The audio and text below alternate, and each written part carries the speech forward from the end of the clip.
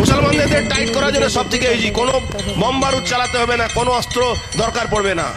এদেরকে পাঞ্চার বরাবর এদের দোকান থেকে না, এদের দোকান থেকে মাংস কিনবেন না, এদের দোকান থেকে মুরগি কিনবেন না, এদের দোকান থেকে মাছ কিনবেন না, এদের কোনো দোকানদারি, এদের অটো রিক্সা টোটো রিক্সা বসবেন না, এদের ভাতে মারুন আপনারা।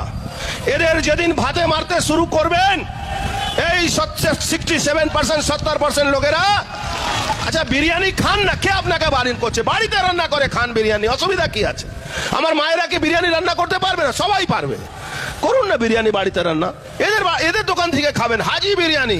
আরে হাজি বিরিয়ানি, যে হাজি নামই আছে, তারপরে তার আপনারা যাবেন খেতে? কেন যাবেন? কোন মাংস খাওয়াচ্ছে? গরু মাংস খাওয়াচ্ছে না কি খাওয়াচ্ছে? বিজেপির নেতা কথা বলছে, শুনুন।